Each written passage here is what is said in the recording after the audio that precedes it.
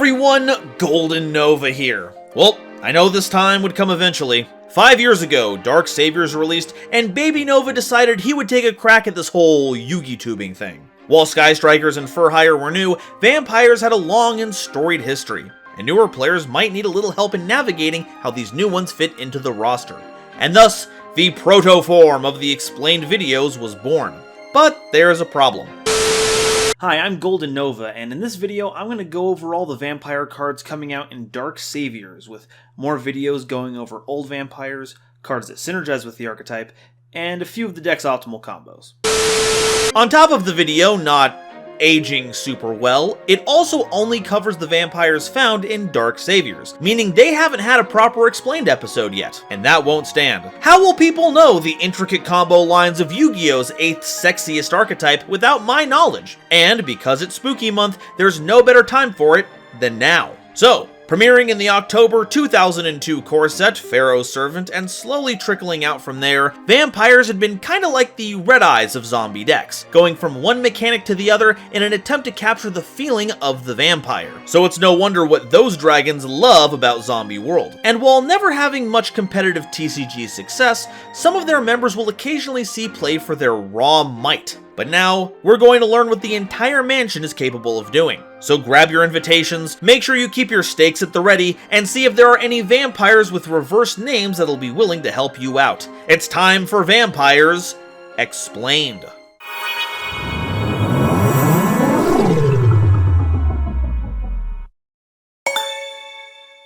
Today's episode is brought to you by my lovely patrons and the fine people over at Dragon Shield. If you want to protect your cards with the strongest scales on the market that even come with their own lore while supporting the channel, use my affiliate link in the description. So, what's the deal with vampires? Well, they're a series of dark attribute zombie monsters, mostly, and like mentioned previously, are kind of all over the place. Thankfully, more recent support is focused on messing with your opponent's resources, destroying or milling them, while letting you steal your opponent's monsters in the process. The less impactful ones focus on sending cards directly from your opponent's deck to the graveyard, but in a way that lets your opponent choose what they send.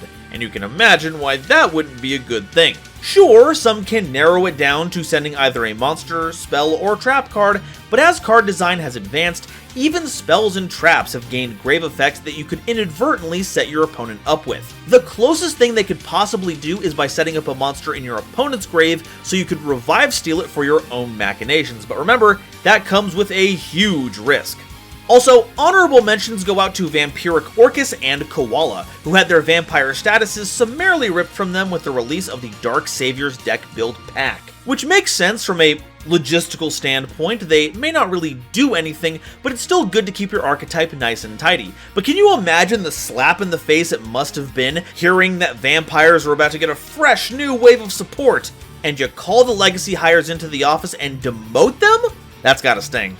Oh, I guess there's also Dragulus, the Vampiric Dragon, which, while never a vampire, is another rank 6 monster and has the blood red full moon in the background. That'll be common amongst many of our cards, so, you know, there's that. Okay, with that house cleaning out of the way, it's time to talk about some of the best cards you can run in any vampire list. Vampire Familiar, a level 1 monster with 500 attack and 0 defense. And if this card is special summoned, you can pay 500 life points to add a vampire monster from your deck to your hand, except a copy of itself. And if this card is in your grave, you can send a vampire card from your hand or face-up field to the grave to special summon this card, but banish it when it leaves the field.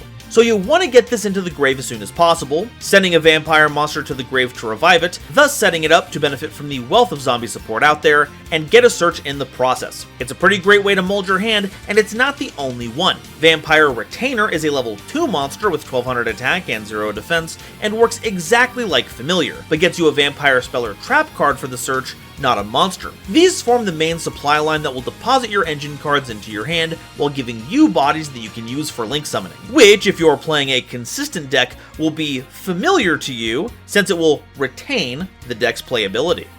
Vampire Baby is a level 3 monster with 700 attack and 1000 defense, and at the end of the battle phase, if this card destroyed a monster by battle and sent it to the grave this turn, you can special summon that monster to your side of the field. Yeah, eat your heart out, Goyo Guardian! We were taking opponents' monsters since 2002. but you'll need a lot of equip and field spells to make this a decent attacker. Otherwise, this isn't gonna do anything. You may look like Garlic Jr., but you're gonna need that bulked up form before you see any kind of play. But start with the training weights. You know, baby steps. Vampire Ghost is a level 3 monster with 1500 attack and 0 defense, and if this card is normal summoned, you can send one other vampire card from your hand or face-up field to the grave to add a level 4 or higher vampire monster from your deck to your hand, and if you do, send a level 2 or lower vampire monster from your deck to the grave. And during the main phase, as a quick effect, you can banish this card from your grave and pay 500 life points, and immediately after this effect resolves, normal summon a vampire monster. This is the perfect setup for Retainer and Familiar because it sets them up to do exactly what they want. Needing to have another vampire card on hand to send does make this a little bricky, but once it resolves, you get one of your setup cards and the vampire needed to fuel it, thus getting it into the grave for later. The extra normal summon is also nifty, but is a little unwieldy. A majority of our vampires are level 5 or higher, so you'll need a tribute or two to get that monster onto the field. But we did just revive a tiny vampire that will fit the bill. Not to mention we'll have a ton of tools to help mitigate that cost later. I'm just wondering what in the heck is going on here though. Like, is it a ghost that was a vampire? Or is it a ghost that still also has the traits of a vampire? I'm so confused. Vampire Lady is a level 4 monster with 1550 attack and defense, and when this card inflicts battle damage to your opponent, declare a card type, monster, spell, or trap, and your opponent sends a card of that type from their deck to the grave. Yeah, this is one of those cards that lets your opponent mill a kind of card of their choice. I've already made it clear how much I don't like it, but I hadn't mentioned another annoying tidbit. It gets rid of your opponent's dead draws. No matter what category you choose, either they'll send something that advances their game plan, or send their least useful card that they don't want to see drawn, thus making their normal draws that much more powerful. If you could, say, name the card you want to send, that would be one thing, but currently it's not a very attractive option. Not like the monster itself though, hubba hubba. Vampire Hunter is a level 4 warrior monster with 1600 attack and defense, and at the start of the damage step, if this card battles a dark monster, destroy that monster. That's right, it's a reverse Cataster, and it's very good at beating up other vampire monsters, even though it's also technically a member of the theme. It's also where we start seeing a very familiar art style, at least if you've played a game or two of Castlevania. Ayami Kojima has worked on a number of titles in that series, and even though Yu-Gi-Oh doesn't credit its artists, which is just wrong, some artists have a style so iconic that it's impossible to miss. That, and Castlevania is also a Konami property, so that helped when it came down to hunting down the artist's identity. Vampire Sorcerer is a level 4 monster with 1500 attack and defense, and if this card in your possession is sent to your grave by an opponent's card, you can add a dark vampire monster or a vampire spell or trap card from your deck to your hand. You can also banish this card from your grave, and one dark vampire monster you normal summon this turn can be summoned without tributing. Having to make your opponent send this card to the grave is pretty painful, especially because of how good that search is. But the grave effect is pretty neat, especially considering some of the vampires we'll be talking about in just a bit. It also pairs very nicely with Vampire Ghost's grave effect. In fact, it pairs so nicely that it's arguably the intended line of play. You normal summon Ghost, send whatever you need to for the effect, then add Sorcerer to your hand while sending Familiar to grave. Then you pitch Sorcerer for Familiar, getting a big vampire. Link Ghost and Familiar into whatever your heart desires, then banish Sorcerer from your grave, then Ghost in a different chain to field that big bad in your hand. It's incredible what newer support can do for older cards. Sorcerer used to be more trouble than it's worth, and now with Ghost, like magic, it's actually playable. Vampire Fräulein is a level 5 monster with 600 attack and 2000 defense, and when a monster declares an attack, you can special summon this card from your hand in defense position. And once per turn, if your zombie monster battles an opponent's monster, during that damage calculation, as a quick effect, you can pay life points in multiples of 100 to a max of 3000, and your battling monster gains that much attack and defense during that damage calculation only. And at the end of the battle phase, if this card destroyed any number of monsters by battle, you can special summon them from the grave to your field. Hey, the Vampire Baby effect is back, and this time on a body that can actually use it. True, its base attack is 100 less, and really it's gotta be rough knowing a baby can beat you in a fair fight. The attack gain effect means this can single-handedly run over just about anything. And that's once per battle for all of your zombie monsters, making this a very potent threat, even if it is a telegraphed one. at least on the defensive. See, both these effects trigger on any attack, even your own, so it's actually helpful on the offense too.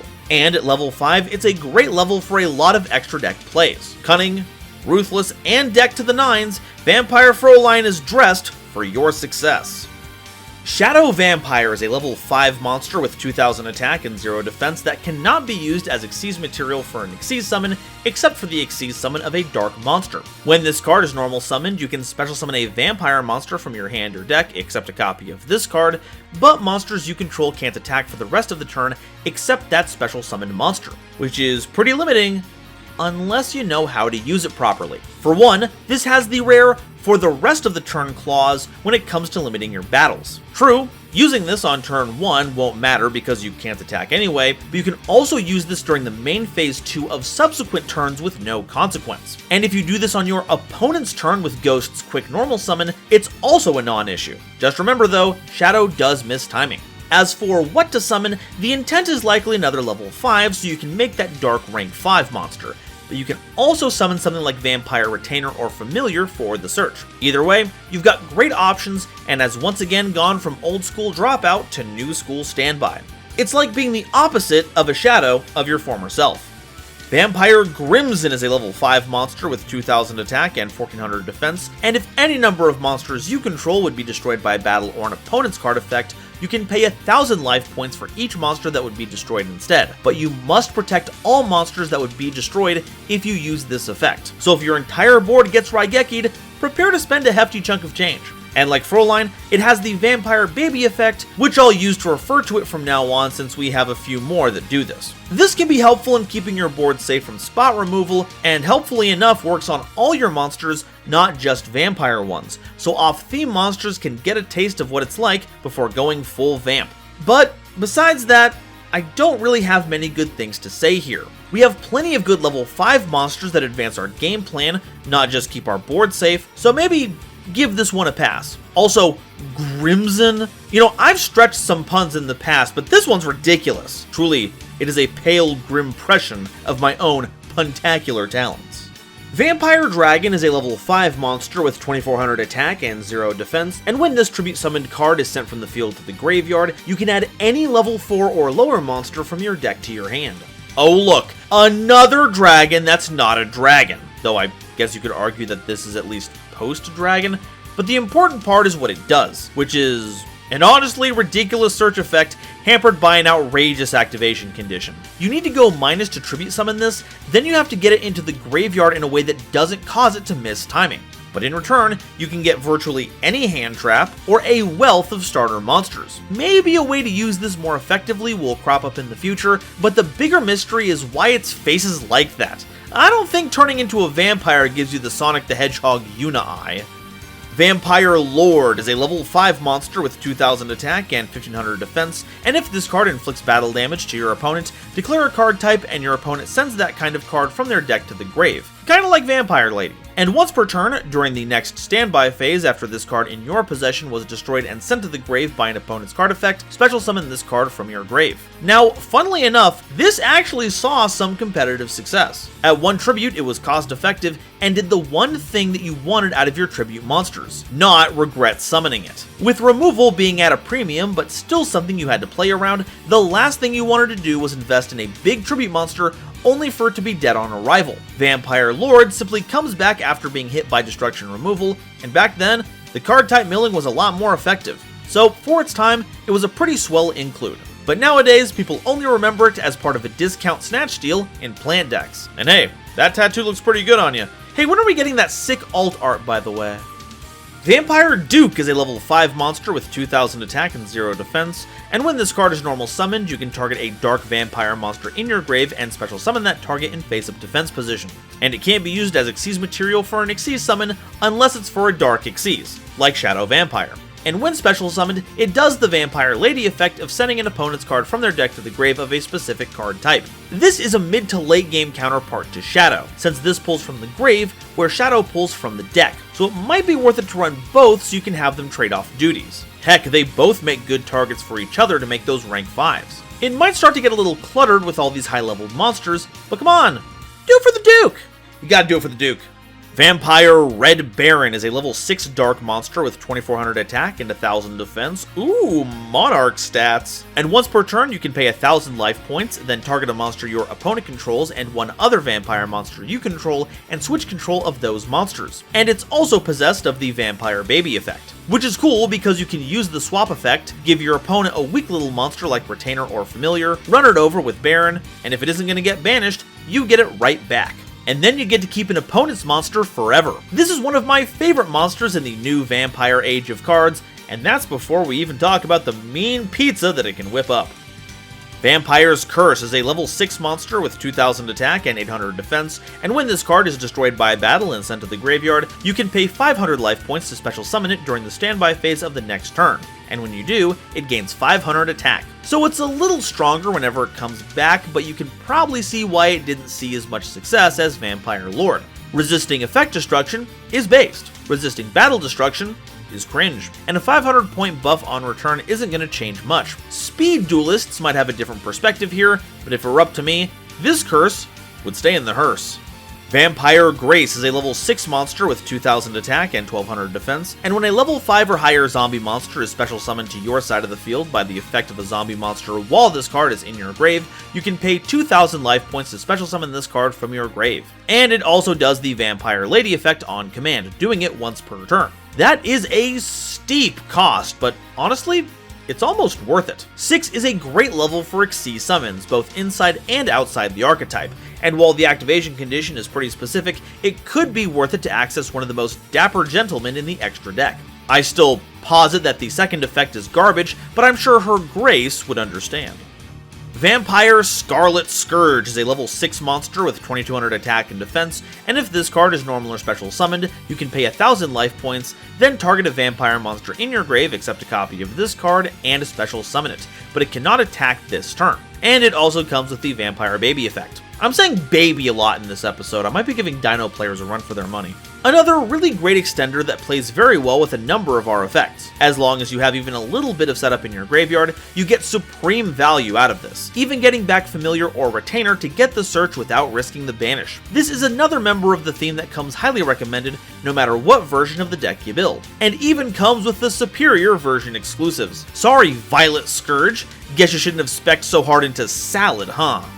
Vampire Vamp is a level 7 monster with 2000 attack and defense, and once per turn, when this card or a vampire monster is normal summoned to your field, you can target a face-up monster your opponent controls whose attack is higher than this card's and equip it to this card, and it gains attack equal to the combined original attack of the monsters equipped to it by this effect. And if this card is sent to the graveyard while equipped with any number of cards by their own effect, special summon this card. That's right, we've got a Relinquish styled effect, and has only gotten better with time. The combination of Vampire, Ghost, and Sorcerer makes this almost trivial to summon, steals an opponent's monster, and then gets swole.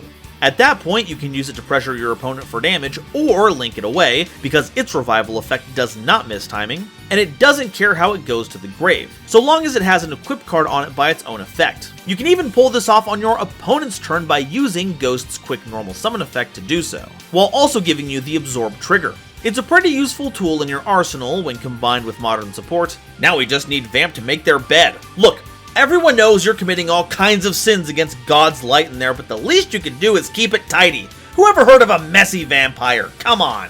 Vampire Voivode is a level 8 monster with 2800 attack and 2100 defense, and if this card is normal summoned, you can target 2 monsters in your opponent's grave and special summon those targets to your field in defense position, but their effects are negated. When a monster's effect is activated, while any number of monsters with its same name are in any graveyard as a quick effect, you can negate that activation. And if any number of monsters are special summoned from your opponent's grave, you contribute 2 monsters to special summon this card from the grave. Once again, when paired with Sorcerer, this card is a bop, letting you steal 2 of your opponent's monsters, which will allow you to do a couple of really heinous things that we'll talk about in just a bit. The effect negation is also pretty cool. It doesn't hit all hand traps, but does hit the ones that have to be sent to the grave as part of activation. And I guess it does technically work with the other monster hand traps, there just needs to be another copy already engraved. This is another card we can run at low copies to deploy as needed, and even has an expensive but useful revival effect itself, which may cost you, but is still well worth it. And wow, what a composition. Kojima really hit it out of the park again with this one. And look at the background! It's got a real zombie dragon! Ain't that neat?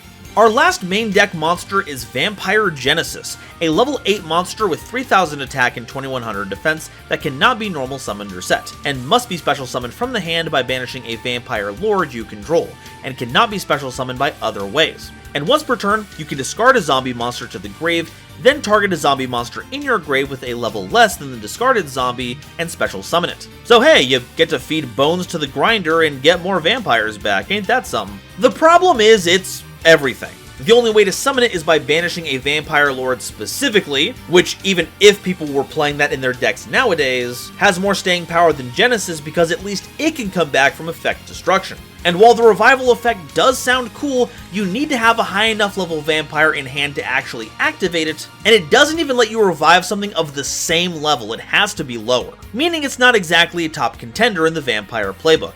Also, nice try, Yu-Gi-Oh! This clearly is not the genesis of all vampires. Everyone knows that vampires were created by Russian scientists in the 1500s to be able to resist the motherland's harsh conditions. Cite your sources, come on! Alright, that's all the main deck vampires. Now it's time for the extra deck ones. Crimson Knight Vampire Bram is a rank 5 Xyz monster requiring any 2 level 5 zombie monsters as material. You can attach a material from this card, then target a monster in your opponent's grave and special summon that target to your field, but only that monster can attack for the rest of the turn. And once per turn, during the standby phase of the next turn after this card you control was destroyed by an opponent's card and sent to the grave, special summon this card in defense position. So at least it doesn't care how it was destroyed, just that your opponent did it. But the important part is that it lets you steal your opponent's monsters. Not only is it fun to play with your opponent's toys without having to destroy them in battle, they'll be helpful in enabling our next couple of cards. It works like Shadow Vampire, where if you use the effect during main phase 2, you don't have to worry about the consequences. Which makes sense because this came out in the same set as Shadow Vampire. And while it may seem a little outdated, it is cool that we get the Dracula author in the roster. Adds a real level of credibility and authenticity to the archetype, you know? Dhampir Vampire Sheridan is a rank 6 monster with 2600 attack and 1000 defense, requiring 2 or more level 6 monsters as material. But if you use any monsters that have a level that are owned by your opponent for the Xyz summon of this card, you can treat them as level 6. So everything you steal, short of Xyz and Link monsters, can go towards this dapper Dhampir. Once per turn, you can detach a material from this card, then target a card your opponent controls and send it to the grave.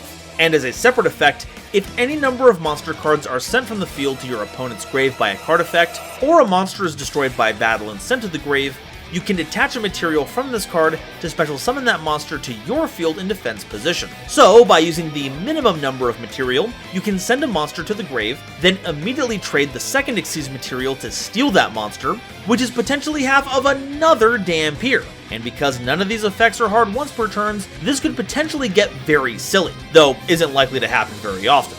It also makes our level 6 vampires very valuable, because our level 5s sadly do not get to cheat the level requirement. Still, it's a very effective piece of spot removal that can keep our momentum going, and if you steal just the right thing, it's gonna make your opponent go, damn. Peer. The Zombie Vampire is a rank 8 monster with 3000 attack and 2800 defense, requiring 2 or more level 8 monsters as material. But like Dhampir, you can treat monsters owned by your opponent with levels as level 8. Neither player can target this card with card effects of special summoned monsters unless those monsters are special summoned from the grave. You can detach a material from this card, and each player sends the top 4 cards of their deck to the graveyard. Then if any monsters were sent to either grave by this effect, you can special summon one of those monsters to your field. So, where Dhampir can take out threats, Zombie Vampire can supply you with them, or the ways to get to them. Finding at least one summonable monster out of the total 8 cards you'll be looking at is pretty likely, and if you hit something with a grave effect, you can benefit from your own cards triggering while stealing one out of your opponent's grave before it even has the chance to activate. It's a fantastic card that sees play not only in our deck, but any that have a good supply of level 8 monsters, as a way to grow your board and give yourself a large body that's hard to interact with. But I don't know, the Zombie Vampire? I know that smart people are making these names. I know in my mind that that's the case. I just want to know why. So, I did a little digging. Turns out Dracula the Undead is the sequel novel to Dracula, like specifically, written in 2009 by a living descendant. Thank you, Pillock, for double checking that. You're welcome, citizen. And the Undead Vampire is roughly the original translation of this card. And I guess they wanted to sidestep that a little more by changing it to the Zombie Vampire, making it about as close to calling it Dracula as I presume they want to without saying it outright. I guess it also would be a little confusing for Konami to have two distinct Draculas under their employ. Though with all the rarity bumps recently, I totally believe they have that many Bloodsuckers on the roster. Heyo! Vampire Sucker is a Link 2 monster with 1600 attack, requiring 2 zombie monsters as material. If you attribute any number of monsters for a tribute summon, you can attribute any number of zombie monsters your opponent controls, even though you do not control them. You can target a monster in your opponent's graveyard and special summon it to their field in defense position, and it becomes a zombie monster. And if any number of zombie monsters are special summoned from either grave, draw a card. This is an amazing card and pairs well with our high-level monsters. By giving our opponent a monster, we get a draw, because now it's a vampire.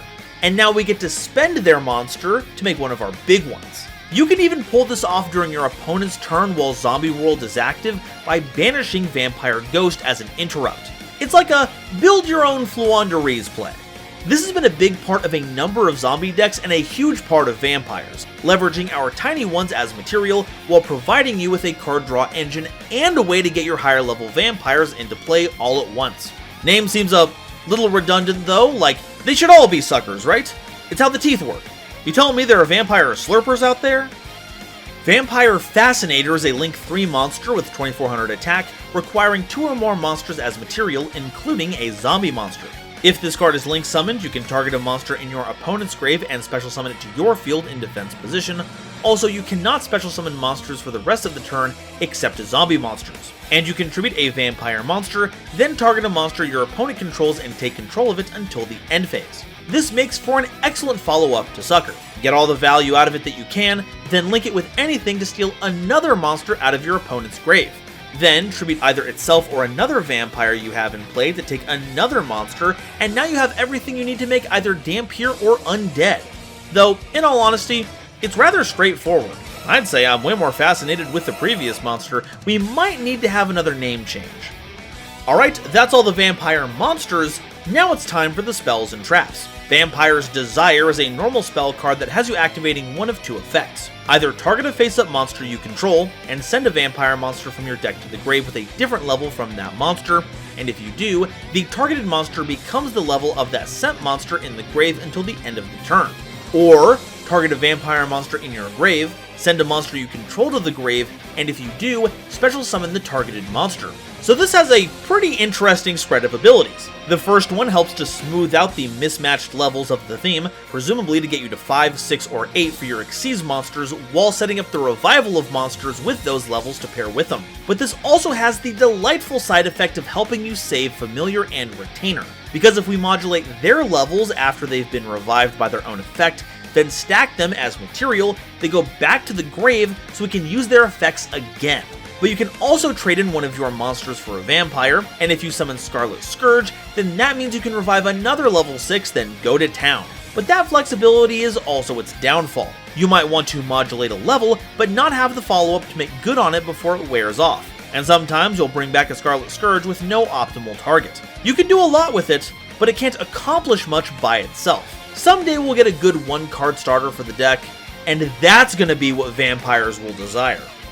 Vampire's Domain is a continuous spell card, and once per turn, you can pay 500 life points, and during your main phase this turn, you can normal summon a vampire monster in addition to your normal summoner set, even if this card leaves the field. And each time your vampire monster inflicts battle damage to your opponent, gain the same amount of life points, which means the initial cover charge that you paid to get that extra normal summon really pays for itself. Though the important part is that normal summon. If it just gained you life points by itself, it would almost be unplayable. But giving us an easier time with getting our higher leveled vampires onto the board is a huge boon. And since you can search this off of Retainer, who in turn is very easy to enable thanks to Ghost, we can count on having this fairly often. Just be careful not to play this around Monarchs. This isn't the only theme being run by a giant zombie monster, and Erebus does not like sharing. Vampire Kingdom is a field spell card, and zombie monsters gain 500 attack during damage calculation only. Once per turn, when a card is sent from your opponent's deck to the graveyard, target a card on the field, send a dark vampire monster from your hand or deck to the graveyard, and if you do, destroy that target. This is meant to work with the Vampire Lady style effects that we're actually trying to avoid using. It's a little more bearable when you get to add your own mill into the mix and get a pop, but the added setup isn't very user-friendly. Possibly the strangest thing about this card is the attack boost, because it's not a static one like most field spells. Now, that doesn't really change much from an actual combat perspective, it'll still be stronger when it actually counts, but there's a very specific reason why it works this way. Overpowering Eye. This totally not a vampire support card lets a zombie attack directly the turn it's activated, but it has to target one with 2,000 or less attack, which just so happens to cover a lot of the early vampires that have battle damage effects. If it was a static bonus, it would actually cause a non-bow with Overpowering Eye. And you know, I've gotta say, it is so weird to see more consideration for card design being put into this bulk common that nobody cares about than cards like Peaceful Planet Calarium, which messes with your Riem Heart stats, which shuts off your Vanadium special summons. How does this happen? Vampire Awakening is a normal trap card that special summons a vampire monster from your deck, but destroys it during the end phase of that turn. So being a temporary monster kinda blows, but it thankfully fulfills a lot of different roles. Since we don't negate the effects of the summoned monster, we can do things like summon Scarlet Scourge to revive a permanent friend, or summon Crimson in response to a board wipe for some protection, even if it does cost a boatload of life points. And if it's your turn, you won't even have to worry about it self-destructing, because then you can fold it into an Exceser Link monster. But my favorite is flashing in either Familiar or Retainer, because you get that search, and when it blows itself up, that just means you can revive it later for another. Yeah, I know I keep bringing up those two in particular, but they really are integral to the theme, and are worth bringing up as often as you can. You wouldn't want to sleep on them, would you? Vampire Takeover is a normal trap card, and if you have no card in your field zone and all face-up monsters you control are zombies, minimum 1, you can activate a Vampire Kingdom directly from your deck. Then you can special summon a Dark Vampire monster from your grave in face-up defense position. There are some things I like about this, namely the reborning of a vampire monster, but everything else really blows, which makes sense because it's supposed to suck. You have to run Kingdom for this to work, and we already play enough high-leveled Garnets as it is. We don't need a field spell that's all lame payoff and no helpful setup. And like, this is a zombie deck. We don't exactly need the extra help when it comes to getting monsters back from our grave. Honestly, Konami can take this card and move it over there. Vampire Domination is a counter trap card, and when a spell card, trap card, or monster effect is activated while you control a vampire monster, negate the activation, and if you do, destroy it. Then if it was a monster card, gain life points equal to its original attack. So hey, we have another way to recoup our life point costs, but I wouldn't dwell too much on that aspect of the card. It's more important to focus on it being a searchable Omni-Negate that sometimes sprinkles you with some life points against certain targets. After all, if you don't destroy the card, then you can't get any life points, and if it has 0 attack anyway, well, it's kind of a wash. Still, this is a much welcome card for its ability to keep our setup safe, and gives us a glimpse of what a vampire-controlled future might look like. And honestly, if it's filled with such wonderful looking doggos, then I for one welcome our vampire overlords. Alright, so that's all the vampire cards, but what do we do with them? Well, when our stronger cards aren't being folded into zombie good stuff piles, our plan should be the deployment of our larger vampires with as much ease and efficiency as possible, using our opponent as a vector towards accessing our more powerful monsters. After all, if we get to use their best cards, that means they don't get to. So what can we play to help them out? First, we're going to want to steal as many of our opponent's monsters as possible. Monster Reborn is a great all-purpose card for this, letting us retrieve our own monsters if needed, but can also steal that sweet Xyz material from our opponent's yard. Other great options include Mind Control, Change of Heart, Crackdown, and as loath as I am to admit it, Triple Tactics Talent. Normally, me recommending this card as proof I've been replaced by an evil clone, but we're very hard up for stealing effects, so we have to take what we can get. What about general zombie support? Well, Mizuki is as fashionable as ever, as well as Yuna Zombie. The Shiranui Solitaire engine will be hit or miss depending on how much you value the Omega recycling for your Mizukis, but remember that we want a pretty high concentration of vampire cards to use as fodder, so the less non-engine we can play, the better.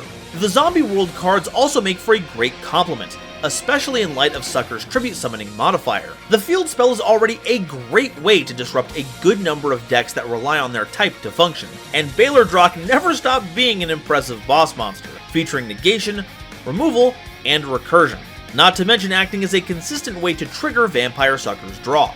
But this group also comes with a card that's usually very narrow in design, but fits pretty well with us: Glow Up Bloom. Normally, you're summoning or searching Baylor Drock with its effect, but its effects work on any level 5 or higher zombie, which means our vampires are fair game. Imagine summoning out a Red Baron and stealing an opponent's monster with this, it's pretty wild. But my favorite option out of all of these is Jack-a-Bolin, because once Zombie World is established, we get to steal their yarded monster, which helps make our Xyz, and thankfully also kind of functions even if Zombie World isn't in rotation. It just gets our own monsters, which, oh no, getting back our best monsters, whatever will we do? As for dark synergies, you know we're playing Allure of Darkness, especially when filtering the correct cards into our hand is so important. And as long as we're on the subject of important normal spells, Foolish Burial is obviously a must-play. Transmodify and Downbeat strangely work pretty well with us. Transmodify trades in one of your monsters for another with the same type and attribute from your deck that's one level higher, and Downbeat does the same but a level lower. And we actually have an unbroken line of monsters with successive levels that we want to play that can lean into this, especially if we normal summon Familiar, Transmodify into Retainer, getting its search, then sending the Retainer to grave to summon the Familiar back for its search. Dampier is cool, but what about some other rank 6 monsters that we can use in case removal is off the menu? Beatrice is a borderline bannable card, and we're in a great place to use it. Gotta love having a quick effect Foolish that works on any card. Wolo, founder of the Drudge Dragons, is a great piece of grave disruption, keeping your opponent off of key plays while also giving you the chance to steal more monsters. And to help with making these rank 6s, since our own level 6s can be a bit stubborn, we have the Bestials. We have no end of dark monsters that we can feed to them if they get hungry, but since they also act as hand traps, they're also pulling double duty. We've covered Xyz, but what about Link monsters? Well, with our relative lack of summon locks, most generic tools like the Nightmares aren't a bad include. But what about zombies specifically? Avendred's Savior comes with a neat way to fill our grave while running over monsters, but a really great one, and I'm very scared to mention her, is Yuki Onna. The Link 2 is very specifically for my Akashis, but that's fine because we have our Link 2s covered. The Link 3 version permanently negates the effects of a monster our opponent controls on summon, which is nice, and the Link 4 version keeps their banished monsters from resolving their activated effects, while also giving you a ton of triggers for an effect that not only permanently negates a monster's effect, but also zeroes out their attack. This next one feels like a silly tech pick, but it is pretty specific to the time the video is being recorded. That being said, I do have to share it, Marionette Might. Yep, this old monster that can steal fiends saw play as a counter to Unchained recently, but it also works great for us. Not only will we be prepared for that matchup, if we get Zombie World into rotation, this is also a mind control for all of our opponent's monsters, so, you know, do with that info what you will. The real silly tech pick for this episode is Rank Up Magic Astral Force. Because let's face it, a Dampier with no material isn't doing much, and it runs out pretty quickly. But once you use the removal effect, then subsequently use the last material to summon back the monster you got rid of, hit Dampier with that Astral Force, as long as you don't have a different rank 7 or higher monster that is. Turn them into the zombie vampire, and now you can mill 4 and take the best monster. And if you steal a monster with the zombie vampire's effect, in this scenario you'd have enough material to make another Dampier, which is very fun. Alright, that's all the info I have on vampires. Now it's time to break out the Nova scale and see how they stack up in our 4 special categories. Novelty. Let it not be said that vampires ever took the tried and true path. Targeted deck destruction was certainly ambitious, but didn't really take into account how the game would evolve past the early days. It's also not very evocative of what vampires are known for, but the new mechanics work that in flawlessly. Whether they're conscripting your opponent's dead monsters, having them rise from the grave as ghoulish servants, or turning their living monsters to your side with their powers of hypnosis, the new vampires are all about finding the opponent's strengths and sapping them of it until they have nothing left. Oh, and they get one of the few life drain mechanics in the game via domain, which is just mwah, chef's kiss. So vampires get a 5 in novelty from me. Objectivity. Vampires have never really owned the competitive scene, and at worst have been part of other combo decks' arsenals. They also don't normally have access to any unfair mechanics, with the possible exception of Vampire Sucker acting as a mini Floowanderee's Unexplored Winds, right down to it being at quick speed thanks to Ghost, and usable on all monsters thanks to Zombie World. It's an intensely frustrating board position to be up against, and while it's nowhere near as oppressive, I'm still going to give it a 4 in objectivity. Versatility. It's easy to get a high score in just about any zombie theme in this category, and with the zombie vampire seeing some play in ambitious extra decks, on top of the pervasive and very favorable dark attribute, I think a 3 is warranted here for versatility. Awesomeness. While being bogged down with some unfortunately unwieldy early design, I think the new direction the theme is going is spot on. The effects and the art all come together to give you a real sense that you're commanding powerful undead generals who themselves have armies of thralls ready to do your bidding, and I can't give anything less than a 5 to any deck that commits this hard to their concept, giving vampires a 17 on the Nova scale. And that's all I have to say about vampires. They may never see the same heights of power that other decks have, even other zombie decks, but Yu-Gi-Oh! Needs decks like vampires. The ones with outrageous effects that play against the grain, giving you these really cool kitchen table experiences, and maybe even big event upsets. They're cool, they're classic, and I'm very glad that this is the video whose thumbnail shows up every time my playlist comes up. They truly are the lifeblood of the game. But now, I want to hear what you all have to say. Are vampires worth sticking your neck out for, or do they just bite? And which one's your favorite? I really do like the Castlevania art, but Dampier is just such a lovely looking fop, I can't help but love him. Let me know in the comments, and if you haven't already, please make sure to like the video, subscribe if you haven't already, and make sure to share this video with somebody you know who loves Yu-Gi-Oh! It really does a lot to help me out. Today's episode was brought to you in part by Dragon Shield. When you want to protect your cards with the power of dragon scales, get some sweet lore for them, and support the channel, check out my link in the description to get started. Today's episode is also brought to you by my lovely patrons, including this month's illustrious Quasar Commander Frankie, Nebula Navigator's 3rd Dynasty, Ada Basilisk, Adam Zajdel, Andrew Newman, Kane Senpai, Chibi Gohan, Christopher Fuss, Clockswork, Danny Bound, Dark Dragon X830, Eric, Aaron the World Breaker, Garland Chaos,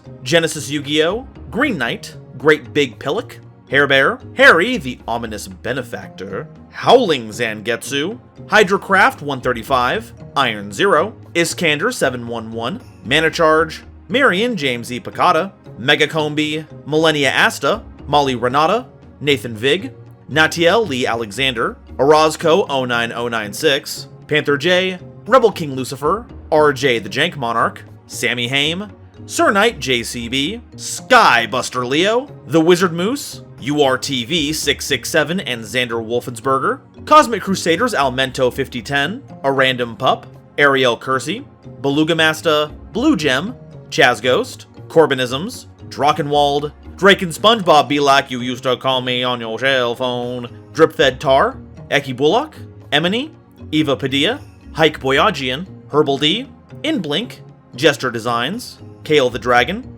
Carp, Kendall Wishmeyer, Kevon Public, King Scarlet Yu-Gi-Oh!, Lemon Yu-Gi-Oh!, Lord Whoop-De-Doo, Manga Pages, Matt Simmons, Michael Shimabukuro, Nitromo, Shizuki Nijimura, Sophie, apparently, Stephen Williamson, Taylor Seymour, The Legendary Raven, Tucker Ordorn, Venusian Teapot, and Zaldreka, as well as the lovely Starlight Explorers you see on screen now. If you'd like to help me in my quest to cover all of Yu-Gi-Oh's archetypes, watch my videos early, participate in monthly custom card reviews, and be a part of these credits, I'd very much appreciate it if you checked out my link in the description and consider joining, as every pledge helps make the channel that much better and helps make all this a little more stable. And if you'd like to see another video about some more refined practitioners of Unlife, check out this video I made covering Shiranui. Thank you all so much for watching, and I'll see you next time.